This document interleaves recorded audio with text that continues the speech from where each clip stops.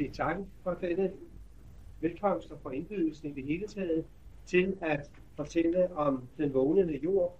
Og jeg skal starte med at oplyse, at titlen henfører til det forhold, at vi skal prøve på at se på jordkloden som et levende væsen. Og vi skal ydermere prøve at se på jordkloden som et levende væsen, dels i lyset af Martinus' kosmologi, og dels i lyset af den seneste forskning inden for naturvidenskaben, inden for visse områder af naturvidenskaben. Og her vil det være naturligt at indlede med at gøre opmærksom på, at Martinus, den danske forfatter, humanist og intuitionsbegavelse Martinus, der, det kan være sagt til de tilhørere, der ikke kender noget til Martinus i forvejen, der levede fra 1890 til 1981. Allerede i 1932 udtalte Martinus med meget uforbeholden, at jordkloden måtte opfattes som et levende væsen, og det vil sige, at Martinus var talsmand for et helt andet syn på jordklodevægemet, som vi jo alle sammen lever på, end der var gængs på den tid. Det var da også således, at de allerfleste mennesker, der fik føling med det synspunkt hos Martinus, at jordkloden skulle være et levende væsen, at de anså det for at være den rene galimatias. Naturligvis var der en del mennesker, som lyttede til de argumenter, Martinus fremførte, men ved siden af det var der endnu flere, som bare hørte om dette her, og man kan på forskellige måder iagttage, at det blev modtaget med meget stor skepsis. Ikke desto mindre fastholdt Martinus dette synspunkt, dette på den tid meget usædvanlige synspunkt, og gjorde blandt andet opmærksom på, at man i det øjeblik, man taler om jordkloden som et levende væsen, skulle tage det helt bogstaveligt, således at forstå, at jordkloden var et levende væsen på linje med os selv, med mennesker, med dyr og planter som levende væsener betragtet, i det skal tilføjes, at et levende væsen hos Martinus slet og ret defineres som et noget, der kan og vil opleve. Og det kan vi jo ikke genkende til alle sammen på vores eget vedkommende. Vi må konstatere, at frem for noget, så er vi hver især et noget, der kan og vil opleve. Vi kan opleve, og vi vil opleve, og det, at vi vil opleve, det markerer sig blandt andet igennem den såkaldte selvopholdelsesdrift og vores modvilje mod dødens proces, mod dødens fænomen, i det vi normalt og ubevidst eller uden at tænke nærmere over det, forestiller os, at døden er ensbetydende med ophør af livsoplevelse, og netop en sådan situation kan vi ikke for nogen pris acceptere. Det vil vi modsætte os, så vidt vi overhovedet er i stand til det, og alle de tiltag, der viser sig i den retning, og som vi jo ikke er alene om at markere, men som også går igen hos dyrene, og til en vis grad også hos planterne, det er jo det, vi kalder selvopholdelsesdriften i de levende væsener. Selvopholdelsesdriften må ses som et udtryk for den ene af de to ting, ved hvilke Martinus definerer et levende væsen, at det er noget, der vil opleve. Og samtidig kan vi konstatere, både hos os selv og hos andre levende væsener, at de også bekræfter den side af definitionen, Martinus udtrykker med ordene, at det levende væsen er også et noget, der kan opleve. At jordklode legemet skulle være organisme for et levende væsen, der kan og vil opleve, det var selvsagt meget fantastisk på den tid, da Martinus fremkom med disse oplysninger. Ikke desto mindre pegede Martinus også på forskellige funktioner i jordkloden som udtryk for livsprocesser, processer, der var afgørende for jordklodens opretholdelse af sin fysiske tilværelse, af sin fysiske liv. Han pegede her blandt andet på en ernæringsproces, der bestod i, at jordkloden med især planteriget, men også havet og det maritime mikroliv i havet, optager sollyset som et meget vigtigt led i sin ernæringsfunktion. Jordkloden lever af solstof, hævdede Martinus, og som jeg skal komme nærmere ind på det senere, så begynder de netop at bekræfte sig også på videnskabeligt hold, at der er tale om noget i den retning. Men vi ved jo allerede, at hele biosfæren, altså det levendes verden på jorden, repræsenteret ved alle de organismer og levende væsener, der findes, at denne biosfære er opretholdt ved sollyset, simpelthen fordi sollyset nærer planteriget, og planteriget nærer resten af livet på jorden. Martinus pegede også på det, vi kalder vand- og luftkredsløbet som funktioner i jordklodelegeme, opfattet som livsprocesser. Livsprocesser, der godt kan sammenlignes med vort eget blodkredsløb og åndedrætssystem, og den måde, disse to systemer er koblet på hos os selv. Vi ved jo i den forbindelse, hvor vigtigt det er med dette vandkredsløb og luftkredsløb, der er koblet i jordklodestrukturen, på den måde, at vandet jo som bekendt fordamper fra de salte have, stiger til værs som helt rent vand, altså som ferskvand, i virkeligheden denatureret vand, hvad hedder det? Hvad man kalder det? Demineraliseret vand. Og i denne dampform, der føres vandet jo ind over jorden og fordråber på et eller andet tidspunkt og falder ned som den regn, der giver mulighed for planterne at leve og skaffe afgrøde til jorden osv. Og via åer, bækker og floder osv. vender vandet tilbage til havet, og derved har man sådan et kredsløb i gang, som jo helt klart er betingende for opretholdelsen af i det mindste biosfæren på jorden, altså det levendes verden. Hvis dette vand- og luftkredsløb bliver afbrudt, så ved vi, at det er en alvorlig og vel nok den mest alvorlige trussel mod livets beståen, næst efter at sollyset blev lukket ude fra jorden. Martinus pegede altså allerede i 1932 på sådanne processer som udtryk for livsfunktioner i jordklodeorganismen. Og han pegede på flere andre ting, som det vil være lidt mere vidtløftigt, i hvert fald på dette tidspunkt i foredraget, at komme ind på her. Så det skal jeg forbigå, men her nøjes med indledningsvis at gøre opmærksom på, at Martinus som sagt allerede i 1932 var ude med den oplysning, at jordkloden er et levende væsen. Og så må vi så nu konstatere, at den videnskab, der på det tidspunkt stillede sig yderst skeptisk over for denne påstand, at den i dag begynder at bekræfte den.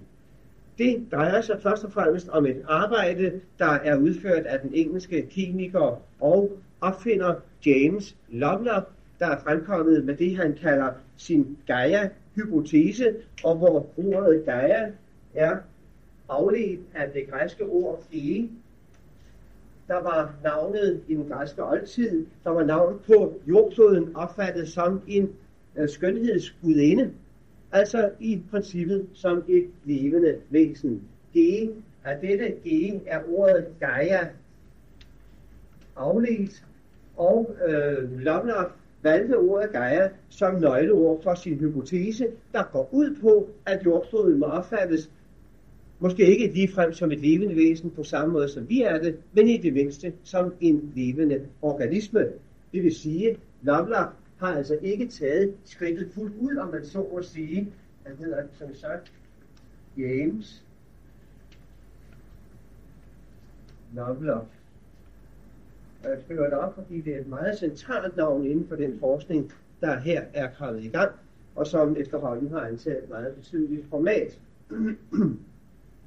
Lovelock gør sig altså ikke til talsmand for, at jordkloden er et levende væsen på den måde, at den kan og vil opleve. Men han nøjes foreløbig med at sige, at jordkloden er en levende organisme på linje med vores egen organisme som levende enhed betragtet. Og det vil altså kort og godt sige, at Lovelock ser på jordkloden som et noget, der har livsfunktioner, har livsprocesser, men måske ikke nødvendigvis bevidsthed, således som vi er i besiddelse af. Og netop dette syn hos Lovelock, plus, eller hvad skal man sige, stillet over for den opfattelse af situationen, Martinus er talsmand for, er meget afgørende for valget af titlen i dette foredrag, Den vågnende jord, og det skal vi komme ind på senere og se, hvordan det hænger sammen. James Lovelock er altså den mand, der har startet det synspunkt inden for videnskaben, at jordkloden skulle være et levende væsen. Og han kom i virkeligheden i gang med dette arbejde som følge af, at han fik en konsultativ status hos NASA-rumorganisationen, hvor han fik til opgave at udvikle en metode til med sikkerhed på afstand at kunne afgøre, om der er liv på de andre planeter i vort solsystem. Den forskning, som dette indledte, som det gav stødet til, medførte, at James Lovelock først og fremmest måtte koncentrere sig om, hvad det egentlig er, ved en klode, der kendetegner, at den har liv på sig, og meget nærliggende giver han sig selvfølgelig til at studere jordkloden, hvor man jo ved, der er liv, og hvor han satte sig som mål at finde ud af, hvad det specielt er ved jordkloden, der afgør, at der er liv på den, afgør det på en sådan måde, at hvis man tænker sig, at man var posteret ude i rummet og i iagttog jordkloden på stor afstand, uden at have mulighed for at besøge jordkloden, at man så der fra denne fjerne position kunne afgøre, at der er liv på jorden. Det er jo klart, at Lovelock måtte løse opgaven på denne måde, for at kunne på autentisk vis fremlægge en metode til at afgøre her fra jorden, at der er liv eller ikke liv på de andre planeter i vores solsystem. Det Lovelock kom frem til er det meget enkle, eller rettere sagt, jeg må forklare det forenklet, og skal i øvrigt henvise til hans eget værk, der hedder Gaia, en ny teori om livet på jorden. Den er foreløbig desværre kun udkommet på engelsk, men der er store udsigter til, at den også kommer på dansk. Dette arbejde, som blandt andet udmærker sig ved, at det blev meget positivt modtaget i den etablerede videnskabsområde, hvilket turde være bemærkelsesværdigt, når man tager perspektiverne i betragtning. Blandt andet fik bogen en meget fin anvendelse i det særdeles ansete videnskabelige tidsskrift Scientific American. Det Lovelock koncentrerede sig om, eller rettere sagt, det facit, som er generalfacitet i Lovelocks arbejde, det var dette, at han endte med at fokusere på en ganske bestemt naturlov, der hersker her på kloden, og som er af en sådan art, at den egner sig til klart at markere forskellen på en klode, der har liv, og en klode, der ikke har liv på sig. Denne lov er den såkaldte entropilov, og inden jeg går ind på at forklare den, så vil jeg gerne bede om, at vi kan starte.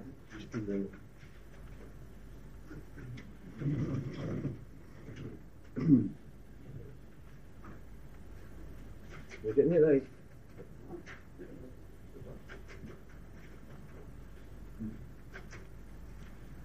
Min trodskomplekser.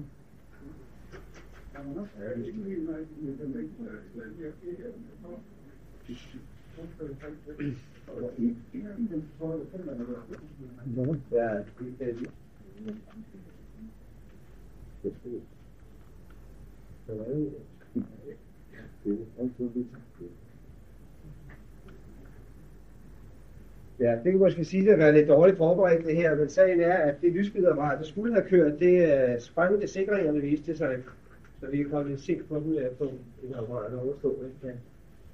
Ja, okay. Ja. Ja, det er også her. Ja. Vi ser allerførst et billede her af Martinus, et ungdomsbillede, og det tager jeg simpelthen med for at introducere Martinus og give tilhørende begreb om Martinus person og udstråling. Og det er som sagt et ungdomsbillede, jeg tror det er taget først i 40'erne, og det vil sige, ja, ungdomsbilledet, så er Martinus jo 50 år på det tidspunkt.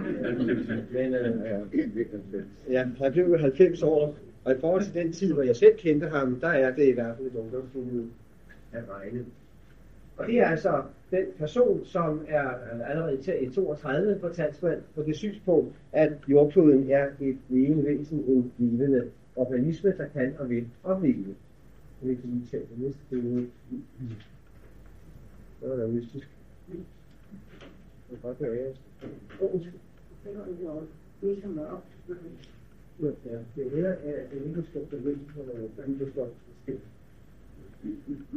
og det er jo ikke et synspunkt, der er almindeligt, som bekendt, og det er ydermere et synspunkt, som jo indebærer nogle meget betydelige konsekvenser for os, fordi det er jo helt klart, at i det øjeblik, at vi skal til at opgive den forestilling, at jordkloden er et dødt himmellegeme, som vi kan bruge til det, det passer os, og udnytte, som det passer os, ja, i det øjeblik, at vi skal opgive denne tanke, så melder der sig et helt andet krav til os, nemlig et krav om ansvar. Og ikke alene et krav om ansvar, men ydermere et krav om ansvar, der er forbundet med konsekvenser, hvis man ikke tager dette krav højtideligt, akkurat således, som det begynder at vise sig. Blandt andet er Lovelock, som jeg allerede har været inde på, han er jo talsmand for det synspunkt, at alt taler for, at der i jordklodens strukturer er indbygget mekanismer, som ligesom en slags aftrækker på en pistol vil virke i det øjeblik, at der kommer tilstrækkeligt store udslag i den balance, som jordkloden søger at opretholde i sine livsprocesser. Og hvor en sådan situation ville medføre meget alvorlige udløsning af naturkræfter, der vil rette sig blandt andet mod mennesket, og på denne måde bidrage til at begrænse mennesket i dets mulighed for at skaffe sig indflydelse på jordkloden, altså total indflydelse. Det kan være forureningen, det kan være gennem de fossile brændstoffer, man benytter sig af, det kan være gennem udnyttelsen af ressourcerne, udryddelse af livsarter og mange andre ting, der kan give anledning til en sådan triggerfunktion, som man taler om, altså en aftrækkerfunktion. Vi har jo lagt mærke til, at klimaet allerede begynder at opføre sig foruroligende visse steder, ja egentlig alle steder, og det kan meget vel være optakten til en sådan triggerfunktion. Det skal vi gå her og gå videre til det næste billede. Og det har jeg taget med som en optakt til det at stille spørgsmålet. Det er meget vigtige spørgsmål, som Lovelock stillede sig. Hvordan skal vi afgøre, at jordkloden, hvordan skal vi afgøre, at der er liv på andre planeter?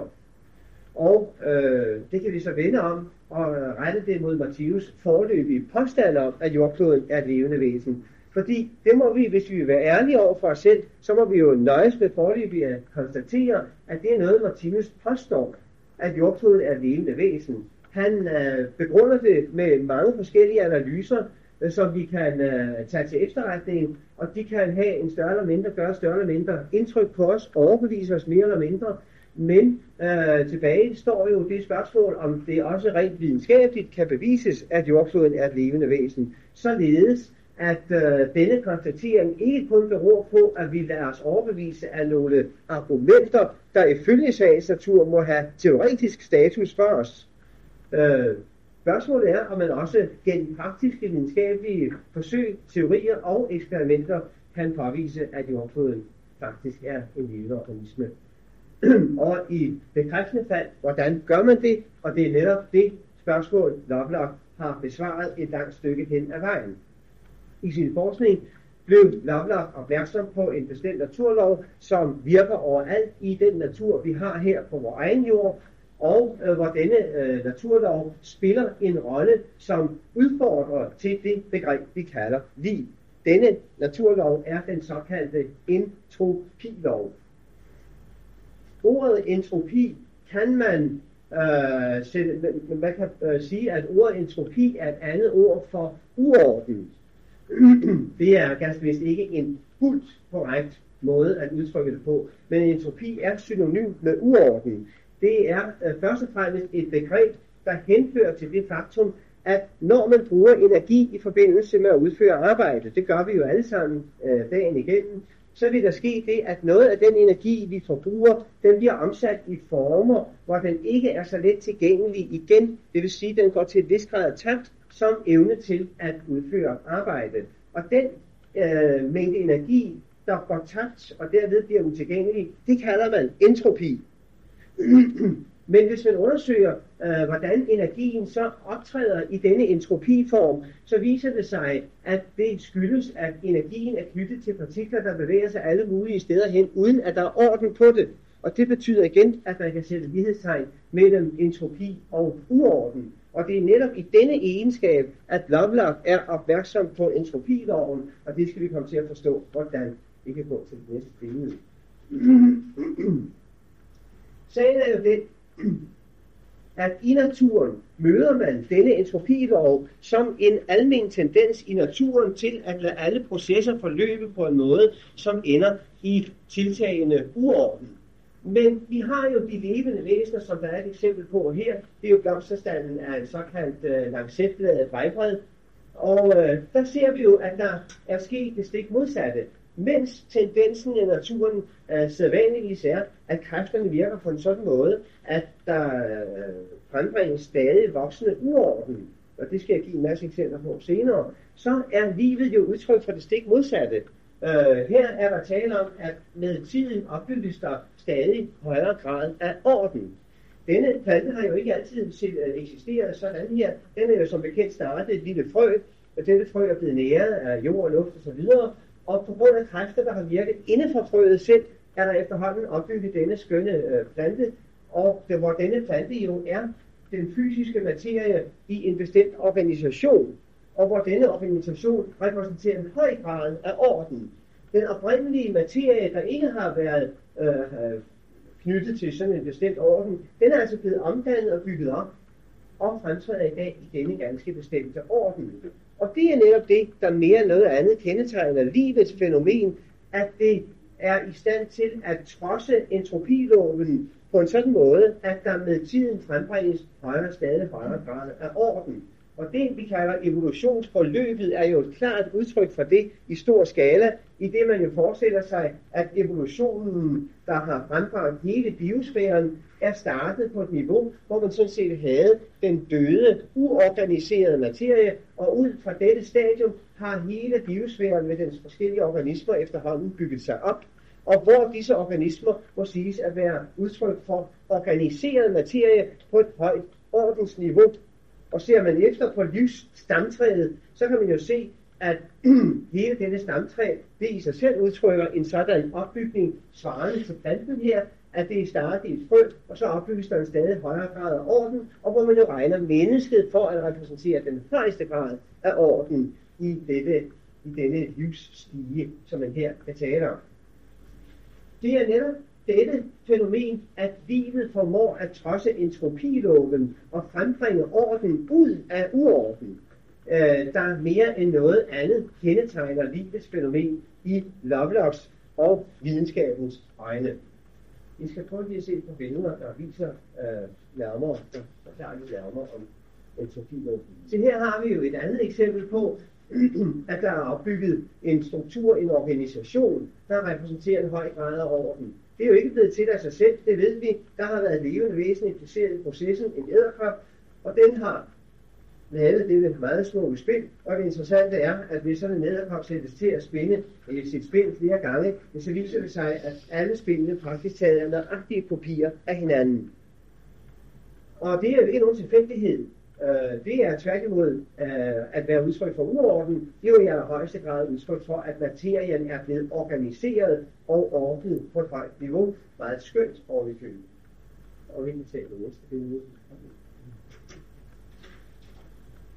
Og her ser vi, hvorledes der er en parallel imellem naturens skabelser på det organiske område, og så menneskets skabelser på det uorganiske område, at man gennem en arbejdsindsats, der kræver energi, så opbygger man en stadig højere grad af orden, hvor man som udgangspunkt har et bestemt grundmateriale for den uorganiske side en mursten, for den organiske side en celle.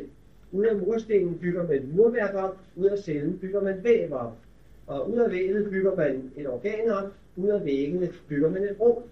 Ud af det enkelte organ bygger man et organsystem op, og ud af det enkelte rum, eller det supplerer man med at bygge flere rum sammen og får en lejlighed ud af det. Og det er netop et udtryk for, at livet formår at trodse entropiloven på den måde, at uorden erstattes af stadig højere grad af orden. Lad os så se på entropiloven, hvordan den gør sig gældende. Så her har vi et barnekammer, og tingene står i smukt på plads, som det så hører og bør. Men hvad sker der, hvis barnet bliver slået løs derinde? Ja, det kan vi jo se her. Så kommer det til at se sådan ud. Og det synes vi er meget naturligt. Men vi ved jo samtidig, at tingene kommer ikke på plads på hylderne af sig selv. Der skal en arbejdsindsats til, og en hård arbejdsindsats oven i købet, for at få det til at lykkes. Og sådan gælder det hos mennesket, at for kræfterne bare lov til at skylde sig selv, så afløses orden af uorden. Vi kan gå videre og se, hvordan det er hos naturen. Her ser vi nogle blade, der ligger i dette arrangement her, der danner tallet 52. Og det ved vi udmærket, at det er det ikke kommet til af sig selv. Sådan vil naturen aldrig arrangere de blade. Det kræver en indsats, og vi kan tage det næste billede. Og det at udføre sådan et arbejde, det kræver energi. Man må have tilført energi for at kunne udføre dette arbejde. Men hvordan går det så med resultatet, hvis det overlades til naturen? Det kan vi se på næste billede. Så begynder orden at blive afløst af uorden. Og der er det netop, entropiloven kommer ind i billedet, her til et vis grad symbol, Nemlig på den måde, at hvor naturens egne kræfter får lov til at råde, der afløses orden af uorden. Vi ved også, det gælder for de enkelte organismer. I det øjeblik, der begynder at opstå funktionsproblemer i organismerne, så kan de ende i en situation, hvor vi siger, at de dør, og i det øjeblik, de dør, ja, så er den faktor fjernet, der opretholder denne organisation, og så tager netop entropiloven over, og begynder at gøre sin indflydelse gældende, og der sker i princippet det samme med organismen, som med dette arrangement af bladet her. Den nedbrydes til lavere og lavere grader af orden, og er til sidst vendt tilbage til naturkredsløbene, som man siger, og det vil sige, at den oprindelige form og orden er helt opgivet, er helt forsvundet, og tilbage er så kun det oprindelige stof i sin elementære form. Vi kan tage det næste billede. Det, der kendetegner livet i denne sammenhæng, det er, at det bygger denne orden op på autonomt grundlag. Det vil sige, det er ikke nu her for denne fosterprocesses vedkommende, men så ved vi jo, at dette foster bliver jo ikke bygget op ved, at der sker en påvirkning udefra, at der er nogle væsener, der skaber det der med deres hænder eller med maskiner eller noget andet. Nej, det er en autonom proces på den måde, at fosteret bygger sig selv op, så at sige, ved hjælp af organiserende kræfter, der virker inde fra fosteret selv.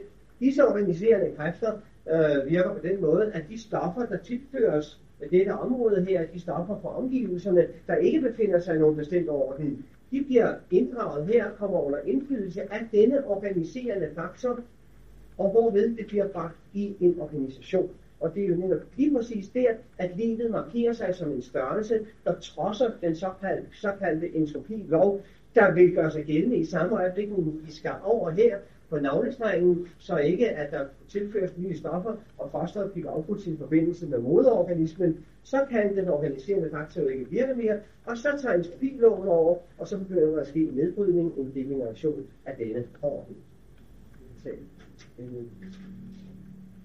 Men det, der er kernen i sammenhængen, det er altså dette, at for at processen kan foregå, for at man kan trodse entropiloven, for at livet kan gøre sig gældende, så skal der tilføres energi hele tiden. Og der er det, at det gælder, at denne energi, den kommer ind i organismen og gør sig gældende som en faktor, der sætter organismen i stand til at udføre et arbejde. Dels det arbejde, der består i at bygge organismen op igennem fosterprocessen og gennem videre barnestadier, hvad vi skal tale om. Og ydermere sender denne energi organismen i stand til at vedligeholde sig selv og udføre et arbejde udadtil. Og det er for fuglens vedkommende, den kan flyve rundt, og den kan samle føde og så videre. Landler bliver altså opmærksom, vi kan vise det her billede med, fordi den omstændighed, at der kræves energi for at processen kan forløbe, for at livet kan bestå, for at livet kan markere sig som en faktor, der trodser entropiloven, ja, så kommer de levende væsener meget let i et interesse-modsætningsforhold til hinanden, i det de levende væsener dybest set kun har hinandens organismer at leve af. Og da de alle sammen er afhængige af at få tilført energi hele tiden, simpelthen fordi energien forbruges, og en del af energien bliver til entropi, og det vil sige en form, hvor den ikke kan bruges mere, og det sker jo blandt andet i form af, at alle væsenerne også har afføring, og hvor netop afføringsprodukterne jo er et udtryk for, at orden er blevet reduceret til uorden, til lavere grader af orden, altså entropi, og det gælder alle levende væsener. Må jeg lige se, hvad det næste billede er? Ja. Med andre ord, det Lovelock du er klar over, det er, at hvis man skal tænke sig liv på andre planeter, så må det gælde, at disse planeter viser nogle tilstande, som markerer, at entropiloven er trodset i et vist omfang. Og det vil igen vise sig på den måde, at planeten må fremvise en form for balance, såkaldt homøostase. Balance på den måde, at materien er bygget op i nogle ordensstrukturer, der ikke lader sig forklare ud ved de almindeligt kendte fysiske og kemiske love alene. Men hvor et andet princip kommer ind, nemlig som den faktor, der kan trodse den bestemte generallov, der gælder i almindelighed i naturen, altså entropiloven. Trodse den på en sådan måde, at strukturerne kan bygges op, og materien bringes i en form for orden, der holder sig i balance, i hvert fald et vist stykke tid. Og der har jeg her taget som symbol for netop dette princip, dette livsprincip, dette geniale billede af den hollandske eller belgiske grafiker Escher, disse to hænder, der tegner hinanden gensidigt. Og hvor jeg gerne vil bede jer til at se på dette billede som det udtryk, den side ved livet, der er helt væsentlig i denne sammenhæng, her på det fysiske plan, at livet ligesom er et selvrefererende system. Livet formår ud fra sine egne forudsætninger at opretholde en høj grad af orden, som entropiloven ikke har mulighed for at få indflydelse på, så længe de processer foregår, der sikrer, at denne orden bevares. Det er det, der kendetegner livet, og det var det, Lovelock fik øje på, at hvis andre planeter skal have levende væsener på sig, så må det betyde, at hele den materielle organisation på disse planeter må befinde sig i en form for balance, der ikke skyldes, at de fysiske og kemiske love virker i blinde, men at et livsprincip gør sig gældende og medfører, at materien er bygget op i nogle organisationer, der udtrykker orden på et vist niveau, og hvor denne orden vedligeholdes og således trodser entropiloven. Lad os lige prøve at se, hvad næste billede er. Ja, og herved kommer vi så frem til dette billede af jordkloden. I denne forskning fra Lovelocks side, som jo oprindeligt havde til formål at sætte ham i stand til på videnskabens vegne at afgøre, om der var liv på andre planeter, denne forskning medførte, at han kom til at se på jordkloden som en levende organisme. For han blev opmærksom på, at det, der kendetegner de levende væsener på jordkloden, nemlig at de er i stand til at trodse entropiloven, som jeg har været inde på, at dette princip gælder ikke alene for de enkelte levende væsener og for biosfæren som helhed, men det gælder minsandten også for hele jordklodstrukturen som helhed. Jordklodstrukturen opretholder en form for organisation af sin samlede materie på et ordentligt niveau, der ikke kan forklares under henvisning til fysikkens og kemiens almindelige love. Og hvor det tværtimod gælder, at denne høje grad af orden, der gælder for jordklodens materieorganisation, at den er et klart udtryk for, at jordklodstrukturen som helhed trodser entropiloven.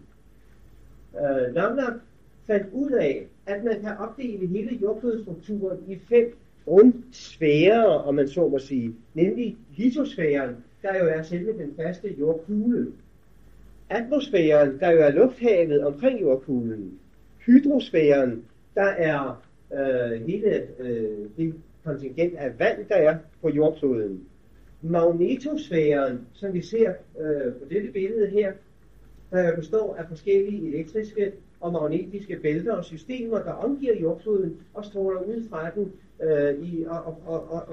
og supplerer dens egen masse her med en struktur, der er langt mere voluminøs end selve jordkuglen er i sig selv, og hvor man begynder at opdage flere og flere funktioner i denne magnetosfære, der her taler om, og hvor man kan se, at den blandt andet spiller en meget vigtig rolle i forbindelse med optagelsen af solstof fra solkuglen, fra sollegemet. Både som optager, som siger, som sigter og som et felt, der transformerer energien på en ganske bestemt måde.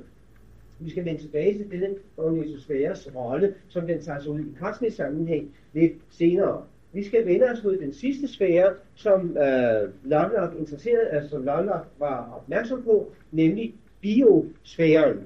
Og dermed har vi de 5 sfærer, der viser sig igennem Lovelocks arbejder at fungere som et, så at sige, kybernetisk, selvregulerende feedback-system af en sådan art, at man må tale om, at materien til sammen er organiseret på et højt ordensniveau, der klart trodser entropiloven. Det skal vi komme ind på senere billeder, for at vi er helt klar over, hvordan det forholder sig. Men disse 5 sfærer, det var altså litosfæren, den faste jordkugle, atmosfæren, lufthavet, hydrosfæren, hele vandmængden, magnetosfæren, som vi ser her, og endelig biosfæren. Og det interessante var, at biosfæren viser sig at spille rollen som kybernetisk faktor, og det vil sige som den egentlige styringsfaktor i de processer, der gør sig gældende. Kybernetos kommer af græsk og betyder styrmand, og er jo et udtryk, som anvendes inden for datalogi, datamaskiner osv. Og det står simpelthen for den funktion at styre ting og sager. Og her viser det sig, at disse sfærer, jeg har omtalt, disse 5 sfærer, de fungerer sammen, virker ind på hinanden på ganske bestemte måder, men hvor disse forskellige måder er reguleret primært af biosfæren. Og det skal jeg netop komme ind på nogle eksempler på til belysning af dette forhold. Der vil jeg godt bede om lyset igen, for det er... Er det her? Skal jeg lige sikre mig, at jeg har mine data helt korrekt det her. Jeg vil godt lige vende tilbage til foregående billede. Det er den grønne knap nedover. Ja, jeg får lige at have fast på jordkloden det ene stykke tid. I sit arbejde, der som sagt hedder Gaia, en ny teori om livet på jorden, der fremlægger Lovelock en masse eksempler netop på det, jeg har været inde på her. Eksempler på, hvordan man har reguleringsmekanismer mellem disse 5 sfærer, jeg har været inde på. Reguleringsmekanismer er en sådan art, at det ikke kan forklares ved fysikkens og kemiens blinde love i sig selv, men at et andet princip, et såkaldt livsprincip, må gøre sig gældende. Blandt andet gælder det, at der i luften, i atmosfæren, der er der tale om et indslag af både metan og ilt. Luften rummer en vis mængde metan, og den rummer samtidig 21% ilt. Og det gælder, at disse 2 grundstoffer er meget vigtige for livets beståen. Men samtidig er det således, at metan og det reagerer med ilt. Når sollyset virker ind i atmosfæren, så vil ilt og metan forbinde sig med hinanden og danne kul, tve, ilte og vand. Og det resulterer jo i, at der bliver bundet ilt på denne måde, hvilket, hvis det bliver ved at få lov til at passere i det lange løb, så vil det jo medføre, at der efterhånden bliver mangel på ilt, for at de levende væsener kan opretholde deres liv. Det drejer sig om en metanmængde i størrelsen 1 milliard tons om året, og en iltmængde på 2 milliarder tons om året. Og det viser sig, at jordkloden er i stand til at forny den ilt og metan, der går tabt ved disse processer, forny det på en sådan måde, at der stadigvæk holdes iltbalancen på 21%, og den mængde metan, der er vigtig for atmosfærens sammensætning, som den er i øjeblikket, der igen er vigtig for livets måde, eller for livets mulighed for at bestå. Og hvad der er det væsentligste i sammenhængen, at den måde, denne fornyelsesproces sker på, i denne fornyelse er biosfæren på afgørende vis inddraget. Det er klart, at jeg ikke her tør indlade mig på at komme dybt ind på kemiske og fysiske processer. Jeg skal bare forklare, hvad det er, der er tale om. Det, at jordkloden formår at erstatte disse 2 milliarder tons ilt og 1 milliard tons metan lige præcis år for år, som de forbruges, det kan ikke forklares ud fra fysikkens og kemiens love i almindelighed. Det afviger med en størrelsesfaktor på ikke mindre end 100. Det vil sige, at hvis fysikkens og kemiens love virkede i blinde, så ville processen afvige fra det, der nu finder sted, med en faktor på 100. Enten 100 gange mere, eller 100 gange mindre, eller noget, der ligger der imellem. Men det, at det præcis opretholdes hele tiden på den bestemte måde, det kan kun forklares ved, at der gør sig et princip gældende, som man må kalde et livsprincip, der virker på hele jordklodens vegne. Det er ikke kun denne ilt- og metanbalance, der gør sig gældende og afslører og virker som symptom på dette livsprincip. Det gælder også med hensyn til klimaet på jordkloden i sin helhed. Det er nemlig således, at man kan især ved hjælp af fossil og især mikrofossilstudier, der kan man påvise, at klimaet på jordkloden, til trods for visse udsving, her, så har klimaet i det store og hele holdt sig på nogenlunde det samme niveau, 3,5 milliarder i de sidste 3,5 milliarder år. Til trods for, at på den ene side udstrålingen fra solen, altså solens lys og varme, det er vokset med 30% i løbet af denne tid. Ydermere er hele atmosfærens sammensætning, der er jo meget afgørende for, hvordan dette sollys bliver modtaget, det har også ændret sig meget radikalt i løbet af disse 3,5 milliarder år. Og ydermere har det, man kalder albedo-effekten, også varieret meget. Albedo-effekten, det vil sige spørgsmålet om, hvor meget af det indfaldende sollys jordkuglen kaster tilbage. Vi ved jo, at den kaster en del lys tilbage. Det blev astronauterne jo klar over, da de så jorden fra månen. For uden dette lys ville de jo ikke have kunnet se jorden. De så den tværtimod som en underskøn blå perle i det sorte tomrum, i universets tomrum. Og det er et klart udtryk for, at jorden tilbagestråler noget lys. Det kalder man albedo-effekten. Og denne albedo-effekt har også ændret sig radikalt igennem disse 3,5 milliarder år. Blandt andet fordi der har været en tid, hvor jordkloden overvejende var dækket af vand over det hele, og det giver en bestemt refleksionsmulighed. Men efterhånden er landet jord og kontinentet er kommet til syne. Der er kommet en atmosfære, der frembringer vandsky, altså skyer med vanddamp, der også stråler lys tilbage osv. Og det har givet en ændring i albedo-effekten i løbet af disse 3,5 milliarder år. Til trods for disse rent fysiske forhold, altså 30% mere sollys, at atmosfæren er ændret i sin sammensætning, at albedo-effekten er ændret, så har jordkloden, og der kan vi gå til det næste billede, så har jordkloden formået at opretholde en gennemsnitstemperatur på mellem 10 og 20 grader Celsius igennem de sidste 3,5 milliarder år. Noget, der absolut ikke kan forklares ud fra døde fysisk-kemiske love alene. Det har vi et indtryk af på dette billede her. Her ser vi en tidsakse til den side her. Og vi starter med 0 her, så har vi 1000 år, 1000 millioner, nej, hvad er det? Jo, 1000 millioner år, altså 1 milliard år, 2 milliarder år, 3 milliarder år, den vej her. Og så har vi en temperaturskala her, hvor vi har et nulpunkt liggende her, plus 50, 100, 150 og minus 50 grader her. Den linje her, det er en linje, der udtrykker, inden for hvilket område gennemsnitstemperaturen har ligget i disse 3,5 milliarder år, som skemaet afbilder. Her har vi en linje, der viser, hvorledes temperaturen ville have forholdt sig, hvis ikke et eller andet reguleringsprincip havde gjort sig gældende. Så ville temperaturen have haft udsving fra her omkring 0 eller minus 5 grader, og så op til her omkring plus 5 grader, hvilket ville være ugunstigt for livet som udgangspunkt for dets dannelse her på jorden. Men det skal siges, at denne B-linje, den udtrykker gennemsnittet af A-linjen og C-linjen til sammen, hvor A- og C-linjerne viser, hvilke udslag der rent faktisk ville være tale om, hvis ikke et eller andet lysregulerende princip gjorde sig gældende. Så ville man i den ene yderlighedsmulighed, der ville man have A-linjen, hvor temperaturen ville have ligget fra omkring 75 grader og op til 110 grader. Og som den modsatte yderlighed ville man have fra ca. minus 60 grader og op til minus 45 grader. Det ville være de udsving, temperaturen ville have haft på kloden, hvis fysikkens og kemiens love i almindelighed ville gøre sig gældende, hvis der ikke var et reguleringsprincip. Og tager man gennemsnittet af dem, ja, så får man denne linje her, og selv den er ikke tilfredsstillende for livets opkomst på jorden.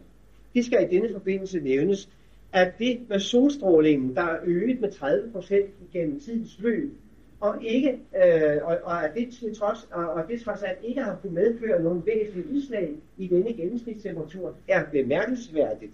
I betragtning af, at man ved, at de såkaldte istider skyldes et udslag på kun 2%. På kun 2% af den mængde sollys, der er faldet ind. Vi taler om, at i løbet af de sidste 3,5 milliarder år, der er solstrålingen tiltaget med 30%, og det vil sige, at for 3,5 milliarder år siden, da livet så nogenlunde begyndte at gøre sin entré, der var der 30% mindre sollys, der strålede ind i jordkloden, end der er nu. Når nu man tænker på, at kun 2% er nok til at frembringe istiderne, der har dækket ca. 30% af hele jordkuglen med is, hvad ville det så ikke betyde, at der var tale om 30% mindre indstråling af sollys for disse 3,5 milliarder år siden? Det ville jo, hvis ikke et eller andet reguleringsprincip gjorde sig gældende, have været ensbetydende med, at der herskede permafrost på jordkloden, og dermed en situation, der absolut ikke tillod livet at gøre sin entré her på jorden. Men på forskellige måder har jordkloden altså formået at kompensere for disse udslag og opretholde denne normale temperatur. Og det kan vi så vi har talt om temperaturen, Man kan også pege på, at saltindholdet i verdenshavene også har vist en meget høj grad af stabilitet igennem den tid, livet har eksisteret, nemlig med et gennemsnitligt saltindhold på 3,4%. Mod det, der ville være tilfældet, hvis de fysiske og kemiske love virkede efter døde principper, nemlig ca. 13%. Så vil der være 13% saltindhold i havet i dag, modsat det, der er nu 3,4% i gennemsnit. Og det kan siges, at allerede ved ca. 5% ville livet alvorligt være truet, og ved 6,4% der ville cellerne begynde at gå i opløsning, og det vil sige, at der absolut ikke kunne være liv i havene. Og det er jo, som man forestiller sig det i dag, i havene, at livet er opstået. Vi har altså både en sådan saltbalance i havene, vi har en iltbalance i atmosfæren, vi har en temperaturbalance, og vi har en sådan metan- og iltbalance, som jeg har været inde på.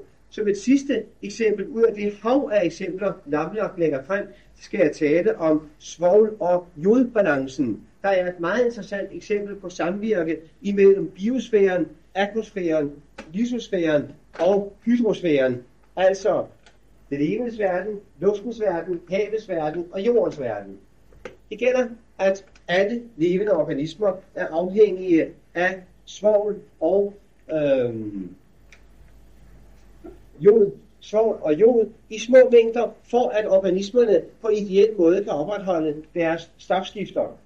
Men svovl og jod er mangelvarer på jorden, på landjorden, fordi det simpelthen vaskes ud af jorden igennem nedbøren. Vaskes ud af jorden og ud i havene, hvor det så til gengæld opsamler sig, og hvor man kunne tænke sig, at der ville opstå en større og større koncentration af det, hvis ikke det var fordi, at der sker noget forunderligt i havet. Jod og svovl forbinder sig med saltvand på en måde, der ikke uden videre giver mulighed for, at det kan frigøres igen. Men i havet virker der til gengæld bestemte små marine organismer, marine mikroorganismer, og disse marine organismer fremstiller stoffer i havet, som kan forbinde sig med jod og svovl på en sådan måde, at det frigøres igen, bobler op igennem vandet, kommer op i berøring med atmosfæren, bliver grebet af atmosfæren og ført op og ind over landjorden, hvor det så igen falder ned sammen med nedbøren, og derved forsyner landjorden med nye kontingenter af svovl og jod. Det er bare 5 eksempler ud af et utal af lignende eksempler, som Lovelock lægger frem, og selvfølgelig på en langt mere videnskabelig, forsvarlig og korrekt måde, end jeg har mulighed for det her ved denne lejlighed. Jeg er bange for, at hvis jeg begynder at kaste mig ud i det på den måde, han gør det, så vil det virke trættende, og det er jo heller ikke det, vi er kommet til stede for dybest set. Men vi må jo samtidig sige, at det har interesse at konstatere, at videnskaben er kommet på sporet af et faktum, Martinus udslyngede som en påstand, en horribel påstand i 1932, at jordkloden skulle være et levende væsen. Det, der klart markerer jordkloden som et levende væsen med videnskabens øjne, det er altså, at den formår at trodse fysikkens og kemiens love, som de virker i almindelighed, og herunder entropiloven.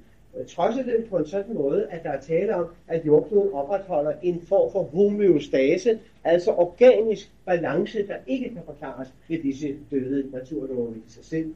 Og hvad der også er karakteristisk, er, at jordkloden for at udføre denne organisationsarbejde har brug for energi. Denne energi får den fra solen, og igennem denne solenergi, så kan jordkloden fuldbyrde sine processer, og ud af disse processer kommer der også affaldsstoffer, herunder varme stråling, som det er vigtigt for jordkloden at komme af med igen, for ikke at temperaturen skal vokse på en sådan måde, at livet ikke længere kan eksistere. Og det er også mekanismer, der regulerer denne udstråling af varme fra jorden, sådan at der opretholdes den normale balance, denne normale temperatur, der på jordklodens vedkommende ligger på gennemsnitligt mellem 10 og 20 grader Celsius.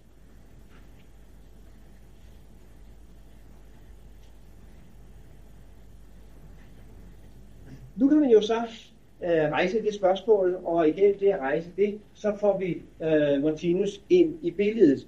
I det jeg ikke skal gøre mere ud af disse argumenter fra videnskabens side, end jeg har været inde på her, men selvfølgelig vil jeg meget gerne stille mig til rådighed med svar på spørgsmål i den udstrækning, jeg kan svare på det, hvis der skulle være interesse for det. Jeg skal slutte med at sige, at det, jeg har lagt frem, er bare et lille udsnit af hele det argumentationsmateriale, der er lagt frem af Lovelock, som er blevet mødt positivt, som har givet anledning til en stadig mere omfattende udforskning på dette område, der mere og mere taler for, at Lovelock har ret i sine synspunkter. Men det er jo helt klart, og især hvis man skal se på det i lyset af Martinus kosmologi, at hvis jordkloden skal opfattes som et levende væsen, og vel at mærke på de præmisser, som videnskaben begynder at lægge frem, så må man jo spørge sig selv, om jordkloden der er alene om at være et levende væsen af sin art, i det jo har vist sig, både som et resultat af Lovelocks teoretiske arbejde, og de forskellige sonder, man har sendt ud til de andre planeter i vores eget solsystem, at de ikke opfylder betingelserne for liv på sig. Der er ikke nogen af de andre planeter, der viser en sådan sammensætning af disse 5 sfærer, jeg har været inde på, at det kan gøre det, at det skaber grundlag for at tale om liv på disse andre planeter. Og uden liv på disse andre planeter er der heller ikke mulighed for, at den kybernetiske reguleringsfaktor er i kraft, som netop er afgørende for, at balancen opretholdes. For det gælder nemlig, at biosfæren her på jorden er helt afgørende for de andre 4 systemers evne til at opretholde den bestemte form for balance, der er tale om. Med andre ord, da det har vist sig, at der efter al sandsynlighed ikke er liv på de andre planeter, og at de slet ikke opretholder de balancer, som vi har været inde på her, så er spørgsmålet om jordkloden, der er alene om at være et levende væsen af sin art. Og hvis det ikke er tilfældet, hvordan man så kan forsvare også at omtale de andre planeter som levende væsener, det vil sige som andre individer af samme race eller art, som jordkloden tilhører på sit særlige livsprincipsplan. Jeg må lige vælge mig imod det næste billede. Det er nemlig højgradet. Ja, det har jeg så taget med netop fra udkastet. Det spørgsmål, om jordkloden er alene om at være et levende klodevæsen, eller om de andre planeter også er det. Og der er det, det viser sig, at alt taler for, at de ikke er det. Og det kan vi se på de kommende billeder. Der skal jeg måske nok lige svange lyset. Det man har her, det er et skema, der viser forholdene på jordkloden, som den er i dag. Forholdene på jordkloden uden liv på sig. Forholdene, som de er på Venus, og forholdene, som de er på Mars. Se det i relation til kultvilte, kvælstof, ilt, argon, overfladetemperatur og totalt trykket det atmosfæriske tryk. Her viser det sig, at jordkloden, den har for kultvildens vedkommende 0,03%. Uden liv på sig ville den have haft 98%. Det er lige det, der er på Venus, og næsten det samme, der er på Mars. Altså taler det for, at der ikke er liv på Venus og Mars. Sammenholdt selvfølgelig med det andet. Tager vi kvælstof, der er en vigtig bestanddel af atmosfæren, også forudsætning for vores evne til at trække vejret, der har vi på jordkloden 79%, som den er i dag. Hvis der ikke var liv på den, ville der kun være 1,9%. Det er lige præcis det, der er på Venus, og Mars er der lidt mere på, men langt fra de der 79%, nemlig 2,7%. Tager vi ilten, ja, så har vi 21% på jordkloden, som den er. Hvis der ikke var liv på den, så ville det kun være sporadisk, hvad der var af ilt på den. Det er lige præcis det, der er på Venus, og på Mars har vi 0,13% ilt. Altså langt fra de 21%. Argon, der har vi 1% på jordkloden, som den er.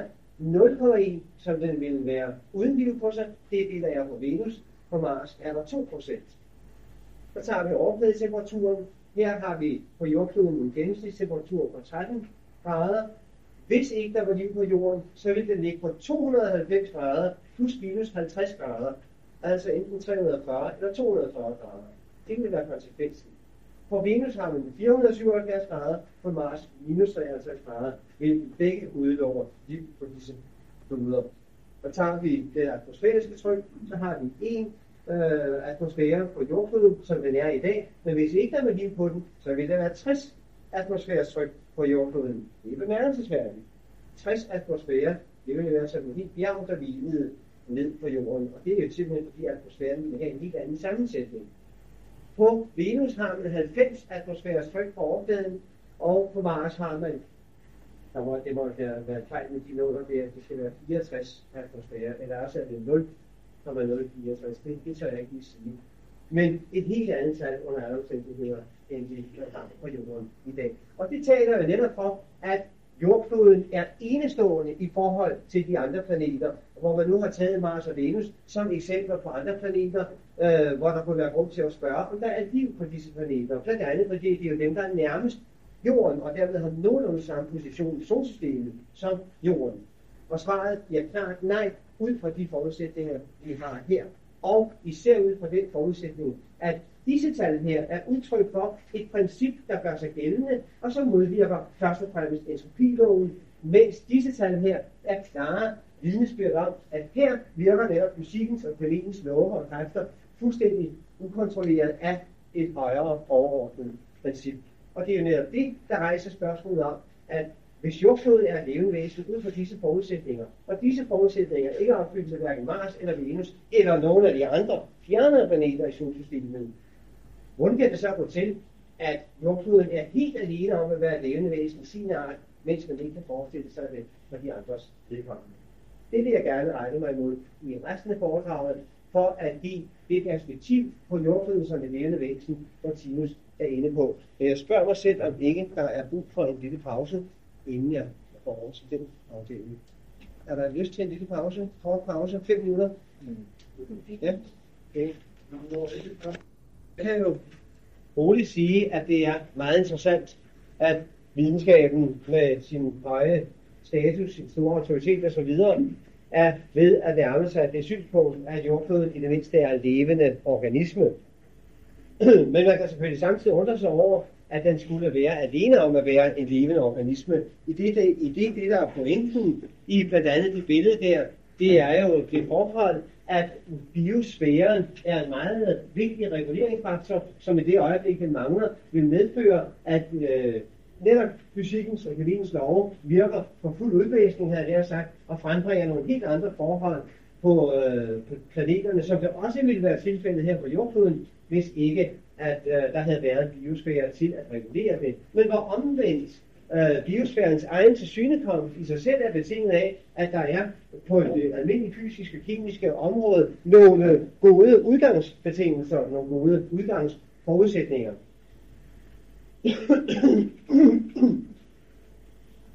Det, der er vigtigt, synes jeg, at lægge mærke til her, eller som er meget væsentligt i sammenhæng med det, jeg skal komme ind på nu, det er jo altså dette, at Martinus ud fra sine særlige forudsætninger kunne komme ind på sådan et synspunkt så tidligt som i 1932.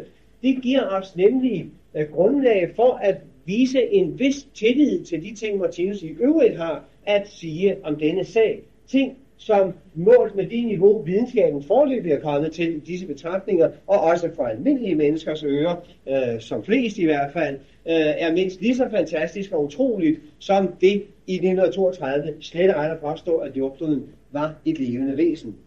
Martinus hævder nemlig, at det, der udmærker vores jordklode til forskel fra de andre planeter i blandt andet vores solsystem, som ikke har liv på sig, som ikke har disse særlige fysiske og kemiske forhold på sig, som vi har her.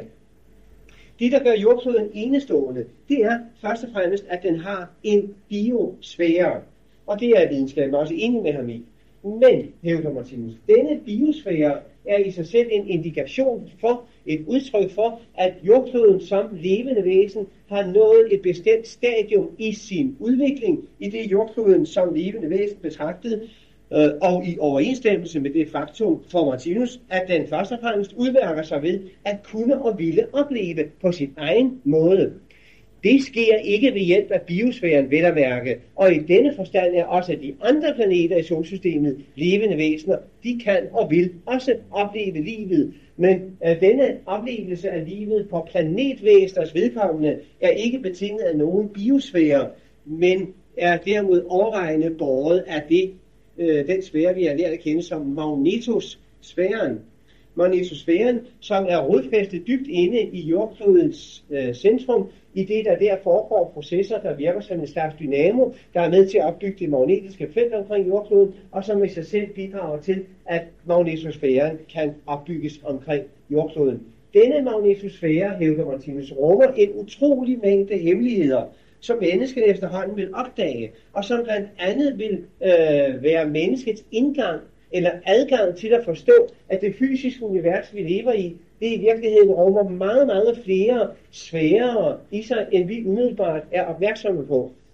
Den verden, vi kalder tomrummet ude i universet, er i virkeligheden en skjult verden. En skjult verden, der dels er af rent åndelig karakter, men også af fysisk karakter. Martinus taler foruden om en åndelig verden, der er bag den fysiske, også om det forhold, at den fysiske verden er bygget op som et fysisk multi-univers. Det vil sige, der er mange forskellige fysiske universer, der krydser ind igennem hinanden, uden at forstyrre hinanden, fordi de er anlagt på forskellige feltgrundlag, på forskellige naturkonstanter og mange andre forhold, som gør, at de ikke forstyrrer hinanden. Men ikke desto mindre, så er der overgange mellem disse verdener, og disse overgange benytter planetvæsener sig af i forbindelse med deres kommunikation med andre planetvæsener, der kan være på lysårs afstand. Denne mulighed for at benytte sig af disse overgange til andre sfærer af det fysiske multiunivers, gør, at man kan skyde genveje, så at sige, over de afstande, vi kender, fra for eksempel vores planet, og så til den nærmeste fikstjerne, eller den nærmeste galakse uden for vores egen, osv. osv.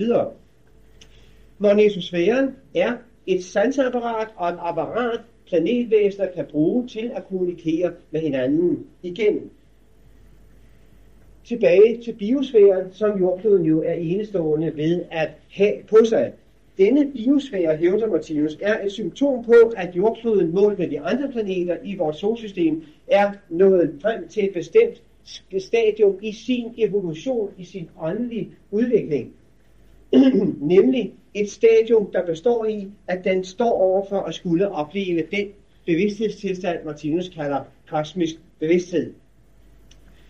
Jeg tør ikke fordybe mig her i at gå nærmere ind på selve bevidsthedsbegrebet, men skal henføre til, at vi uden videre har en daglig fornemmelse af, hvad bevidsthed er. Vi ved, at bevidsthed er grundlagt på vores evne til at opleve. Igennem det at opleve, er vi bevidste i verden, bevidste i os selv, bevidste i andre mennesker, levende væsener osv. osv. Bevidsthed er altså en adgang til at have kendskab til nogens eksistens. Vi har et indtryk af, at vores hjernestruktur spiller en vigtig rolle for vores opretholdelse af bevidsthed i den fysiske verden. Det beror på, at der i hjernen foregår ganske bestemte processer, der er vigtige for denne fysiske bevidsthed, og som er koblet sammen med vores sansefunktioner, med vores fysiske sansefunktioner. Det vi kalder virkeligheden, den virkelighed, der omgiver os, er dybest set noget, vi skaber med vores egen sansestruktur og hjernestruktur. Det kunne jeg godt komme meget dybere ind på, det tør jeg heller ikke indlade mig på her. Vi skal bare konstatere, at vi er fanget, så at sige, i hjernens præstationssystemer med hensyn til det at være bevidste i den fysiske verden. Men hjernen rummer mange flere præstationssystemer, end vi har kendskab til i øjeblikket. De mest optimistiske beregninger anslår, at vi højst bruger 10% af vores samlede hjernekapacitet. Og det regner man nok til at gælde for genierne. Almindelige mennesker bruger måske ikke mere end 1% af sin samlede hjernekapacitet. Resten af hjernen ligger klar med nye evner og områder, begavelser, som kan træde i kraft, så at sige, hvad øjeblik det skal være. Og der er det, Martinus gør opmærksom på, at der kan træde evner i kraft, som er udtryk for, at visse centre begynder at blive aktive i hjernen, der ikke har været det før, og som forlener os med en helt ny virkelighedsopfattelse, en helt ny bevidsthed om verden og virkeligheden, og det er denne evne, han kalder kosmisk bevidsthed. Kosmisk bevidsthed er et meget omfattende emne,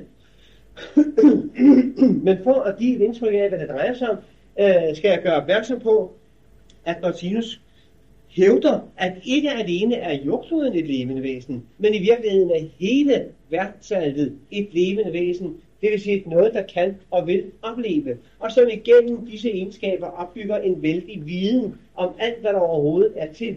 Denne viden omtaler Martinus som visdoms- eller vidensoceanet, og han hævder, at et hvert levende væsen kan få uhindret adgang til dette enorme vidensocean, denne universelle vidensbank eller databank, om man vil. Og det, der er adgangstegnet til denne vidensbank, er netop det, han kalder kosmisk bevidsthed. og denne kosmiske bevidsthed, den afhænger igen af en bestemt åndelig evnes frembrud, og det vil sige funktion i hele den samlede bevidste struktur, nemlig intuition. Intuitionsbegrebet er også et stort begreb at komme ind på, og skal derfor nøjes med at sige her, at det kan sammenlignes med intelligensen på den måde, at vi ved jo, at intelligensen, det er vores evne til at få tiveren til at falde i logiske sammenhænge og den slags ting. Og der kan man sige tilsvarende, at intuitionen er evnen til at få tiveren til at falde på et højere niveau, end det intelligensen kan præstere. Intuitionen er en evne til at behandle alle de sansedata, de fysiske sanser tilfører os, på en sådan måde, at vi gennemskuer den umiddelbare virkelighed, de bringer bud om, den fysiske virkelighed, gennemskuer den, og lader os se en dybere liggende virkelighed bagved, som i det øjeblik, den ligger åben for os, afslører, at alting er levende, at alting er bevidsthed, og bevidsthedsmanifestationer er livsytringer.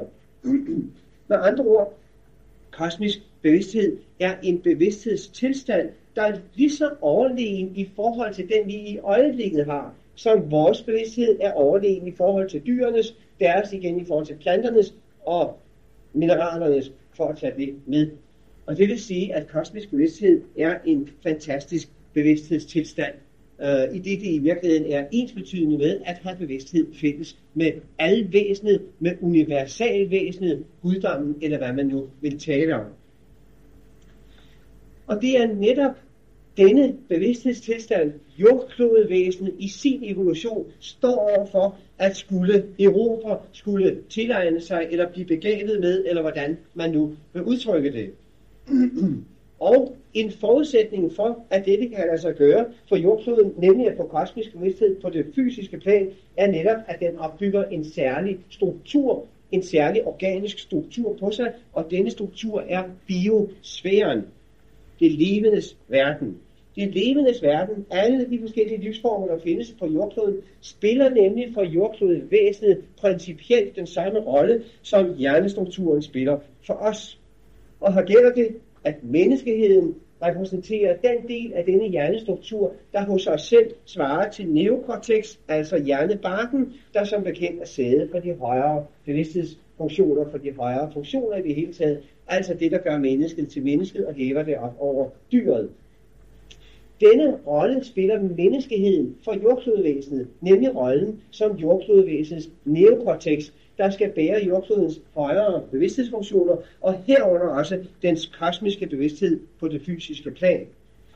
Og hvor denne kosmiske bevidsthed på det fysiske plan vil gøre jordkloden lige så dagsbevidst i den fysiske verden, som vi er, via vores sansudrustning. I det skal tilføjes, at planetvæsener ikke primært har en fysisk virkelighedsopfattelse, som vi har det, men lever meget mere, ifølge Martinus vel at mærke, på et psykisk plan.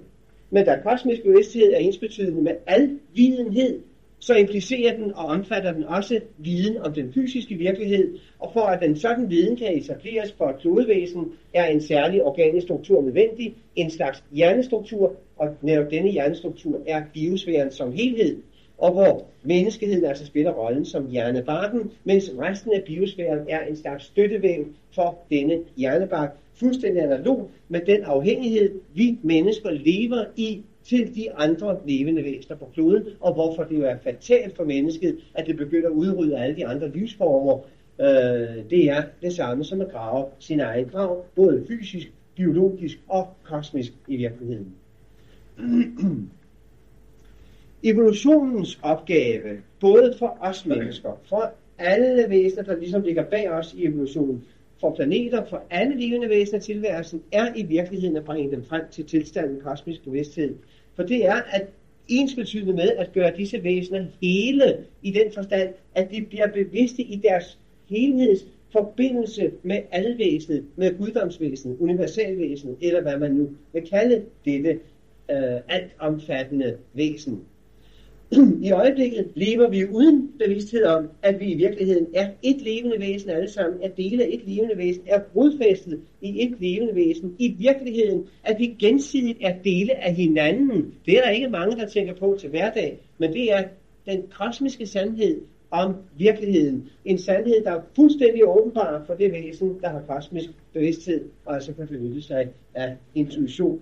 Og det er evolutionens opgave at frembringe denne tilstand hos alle levende væsener, så de altså bliver bevidste i deres tilhørsforhold til helheden og deres forbindelse til hinanden og deres afhængighed af hinanden. Det aner vi jo allerede på et rent fysisk, biologisk grundlag, men vi skal altså komme til at se det på et langt dybere grundlag efterhånden, som denne kosmiske bevidsthed opnås. Og det er jo det, der er ved at ske for jordklodvæsenet.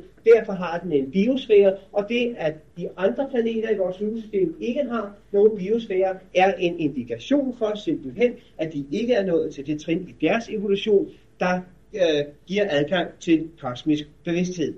Omvendt, det at jordkloden har en biosfære, er klart en indikation for, at den er kandidat til kosmisk bevidsthed. Og da menneskeheden er selvskrevet i kraft af sit eget niveau, sit eget ordensniveau, sin egen bevidsthedstilstand, blandt andet at mennesket er bevidst i sig selv som levende væsen i tilværelsen, stillet over for tilværelsen og andre levende væsener, så er mennesket selvskrevet til at skulle spille rollen som den organiske struktur, der skal bære jordklodens kosmiske bevidsthed på det fysiske plan. Jeg skal slutte med at gøre opmærksom på, at forudsætningen for at opnå kosmisk bevidsthed ikke så meget er et højt intellektuelt niveau. Det kunne man måske tro, fordi der jo netop tales om, at kosmisk bevidsthed er ensbetydende med at blive alvidende, så at sige, fordi man får adgang til denne universelle databank, som man kan trække på lige så meget, man har lyst til. Nej, kosmisk bevidsthed er først og fremmest et spørgsmål om moral. Så det, der er evolutionens opgave, i og med, at den skal frembringe kosmisk bevidsthed hos alle levende væsener, hos jordkloden, hos os, hos dyrene, der er bagefter os, osv., det er på den ene side at frembringe et vist intellektuelt potentiel, på den anden side i lige så høj grad at frembringe et moralsk potentiel. Fordi uden dette moralske potentiel vil denne adgang til vidensoceanet, hvis den var mulig, uden den moralske side af sagen inde i billedet, ja, det vil jo give mennesket en magt over naturens kræfter, som det slet ikke var værdigt til at have. Og netop derfor gælder det, at kun de rene af hjertet skal se Gud. Det er en lov, der på den ene side skal ses som en beskyttelsesforanstaltning overfor det enkelte levende væsen og overfor helheden, og som på den anden side fremgår af det faktum, at kosmisk bevidsthed ikke kan komme i stand, uden at intuitionen bliver virksom i mennesket, i det levende væsen, og intuitionen kan på sin side ikke komme i stand, uden at der både er et intellektuelt potentiel, men sandelig er der højeste grad også et moralsk potentiel, der er tilstrækkeligt til at afveje det intellektuelle potentiel og den viden, væsenet får adgang til. Disse to ting er begge nødvendige, og her ved vi, at mennesket for sin del er nået meget langt med hensyn til det at opbygge et intellektuelt potentiel. Det er mennesket i dets egenskab af naturvidenskab eller videnskab i det hele taget det bedste udtryk for og eksempel på, og hvor vi må gøre os klart, at for at mennesket kan spille den rolle for jordklodvæsenet, som det er udset til, at skulle bære dens kosmiske bevidsthed på det fysiske plan, er det nødvendigt, at menneskeheden selv når frem til en status med kosmisk bevidsthed. Og det vil sige, at menneskeheden både skal nå et intellektuelt potentiel og et moralsk potentiel, der er tilstrækkeligt til, at intuitionen kan blive virksom i det enkelte menneske. Og her gælder det, at det intellektuelle potentiel allerede nu overvejende er etableret, er frembragt. I det man skal huske på, at hele den proces, der er i gang på det sociale plan, gennem teknologien og dens overflødiggørelse af menneskets arbejdskraft, vil føre til, at stadig flere mennesker får mere og mere fritid, og efterhånden så mennesket finder ud af, hvordan det kan udnytte denne fritid på en progressiv og konstruktiv måde, nemlig som en mulighed for at uddanne sig foreløbigt på det intellektuelle plan. Ja, så vil der igennem disse muligheder opstå den situation, at de allerfleste mennesker bliver kandidater til kosmisk bevidsthed på det rent intellektuelle område. Tilbage er så det moralske område. Og her kunne man jo synes, at der er lange udsigter, når man ser på den måde, menneskene i almindelighed lever på, hvor de kan nænde og gøre mod andre levende væsener. Hvor frygteligt ville det ikke være, hvis mennesker, som de er i dag, fik adgang til denne viden om naturens kræfter og love på alle niveauer, på alle områder. Det ville jo i sandhed være brugfuldt. Men det kan jo netop ikke lade sig gøre, fordi det moralske potentielt mangler. Omvendt, i og med at det mangler, og mennesket skal frem til Center for Kosmisk Bevidsthed for at kunne betjene jordkloden som et kosmisk bevidst væsen, så er det evolutionens vigtigste opgave nu at frembringe dette moralske potentiel hos mennesket i en sådan størrelsesorden, at det kan afbalancere det intellektuelle. Og der er kun én mulighed, og det er at påvirke menneskets følelsesliv igennem erfaringer af en sådan art, at det udvikler menneskets evne til at føle på andre levende væseners vegne. Og tager man her i betragtning, at al erkendelse og oplevelse dybest set hviler på genkendelse, så er det nødvendigt, at alle mennesker når til et vist fond af følelseserfaringer, af behags- og ubehagserfaringer. Et vist fond, som når en sådan størrelsesorden, at det enkelte menneske i sig selv kan føle, hvordan det opleves af den eller det, at blive udsat for den eller den handling, som man måske kunne føle sig tilskyndet til at rette imod vedkommende. Når nu vi ser på, hvad der er sket for mennesket på det moralske område i de sidste 3.000 år, siden Kristus jo fremstod og prøvede at tilskynde mennesket til en højere levemåde, en højere moralkodex, så må vi jo sige, at der er ikke gode udsigter for fremtiden. I hvert fald så er det en langvarig proces, der forestår for, at mennesket kan nå det samme moralske niveau, som det har nået intellektuelt.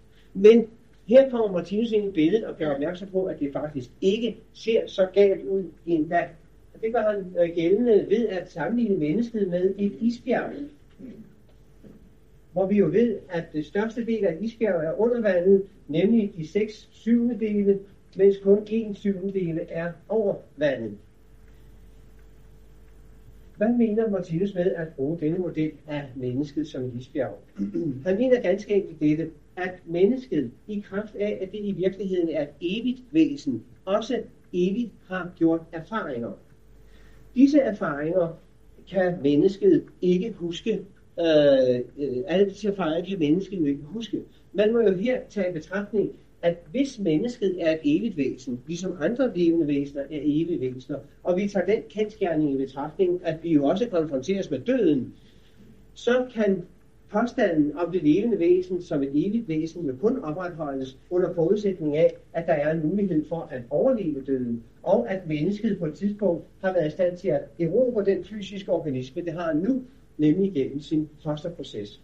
Martinus er jo talsmand for reinkarnationstanken, der jo står på det synspunkt, at en fysisk organisme, der slides op og dør, den kan erstattes af en ny fysisk organisme, der dannes i moders liv, og så bygges op gennem den proces, vi så på et af de foregående billeder, altså reinkarnationsprocessen.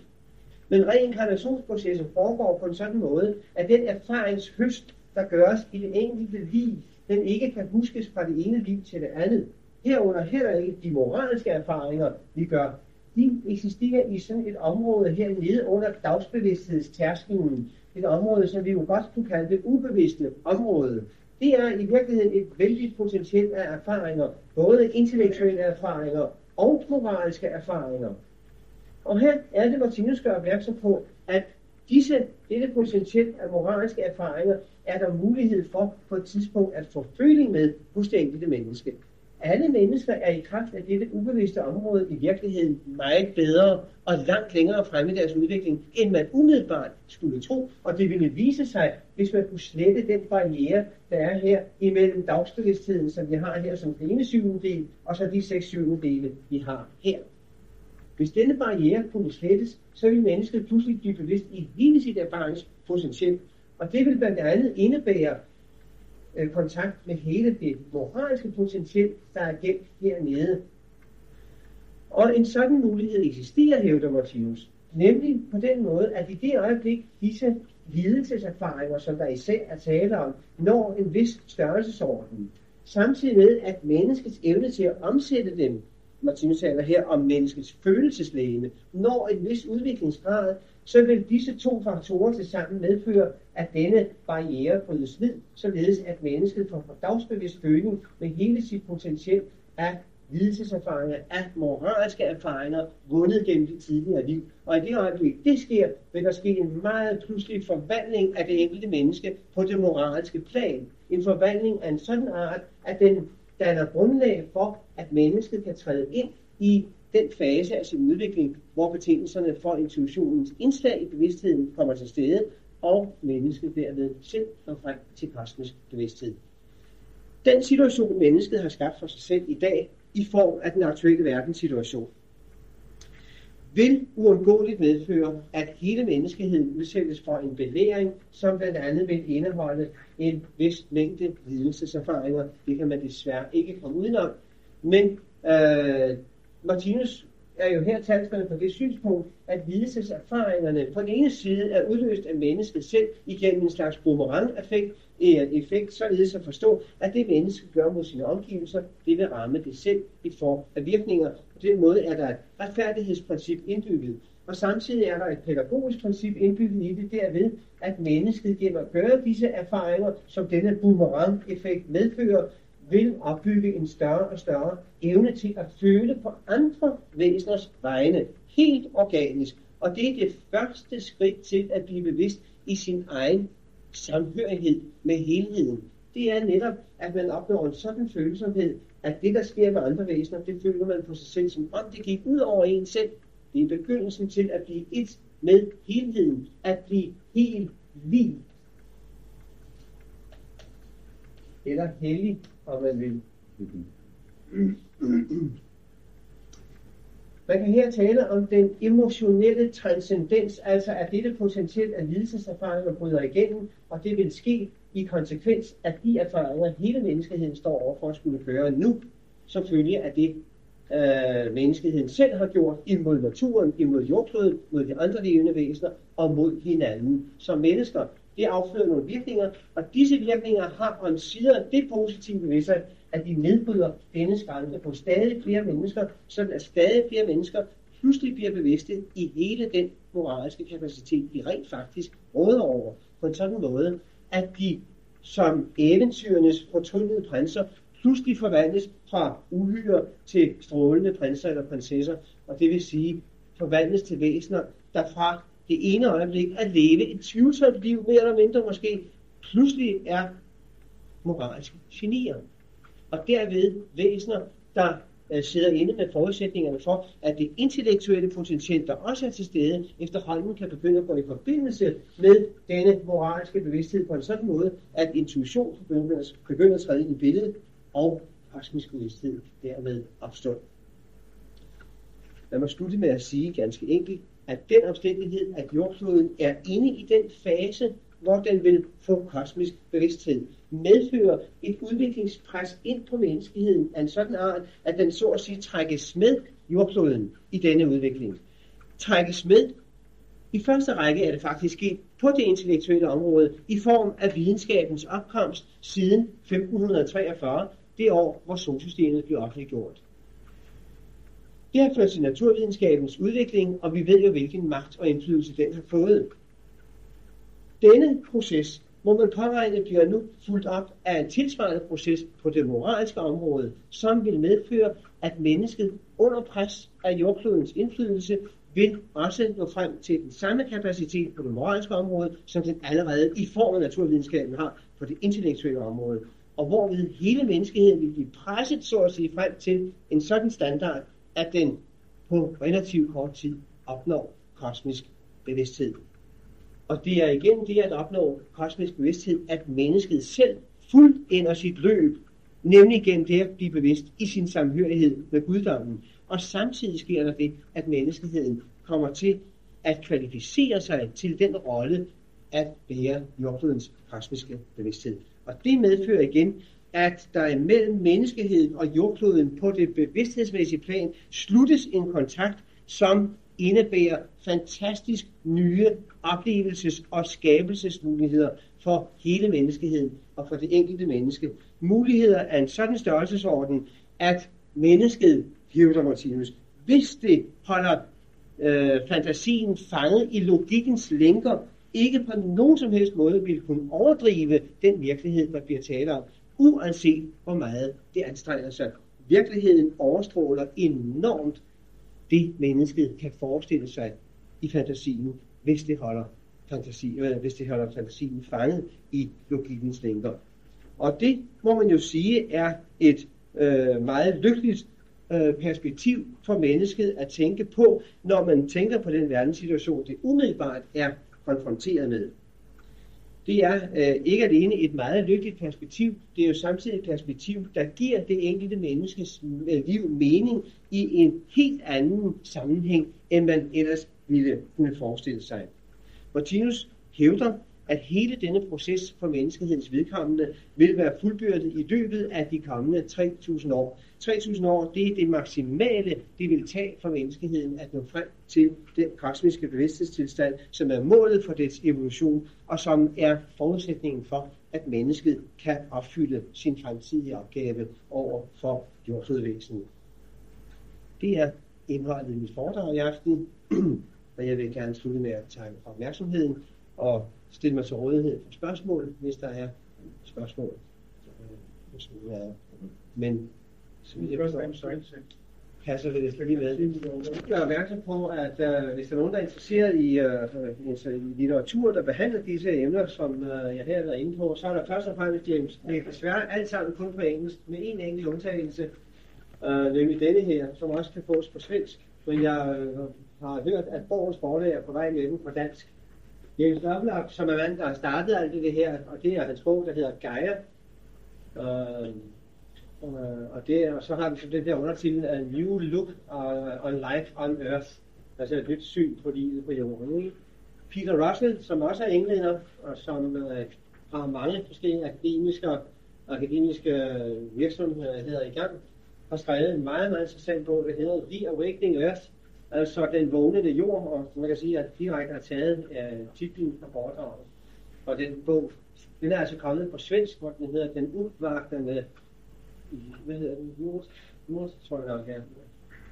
Og så er der en forsker, som gør sig gældende inden for det, man kalder systemteori, der hedder James Miller. Han har skrevet et kæmpe værk, der hedder Living Systems, og det kan man nok ikke stå til ved at købe, men muligvis kan man låne sig til det på akademiske biblioteker. Det vil jeg forestille mig, at man kan. Også meget, meget spændende. Og så er endelig en mindre bog, som også er kommet på svensk, og vist også på norsk, hvor den er lettest at læse, Robert Sheldrake, A New Science of Life, hvor han kommer ind på nogle synspunkter, der ligger meget tæt op af nogle synspunkter, Martinus anlægger på evolutionsforløbet, i det han opererer med det, han kalder et morfogenetisk felt, som er svarligt for dannelsen af de former, som livet i de forskellige tilskidelser har. Et morfogenetisk, det betyder jo form, og genetisk skabende, ikke? Et formskabende felt. Og dermed har han sådan set overskredet grænsen mellem det rent fysiske og noget, der ikke uden videre lader sig måle og veje i fysisk forstand.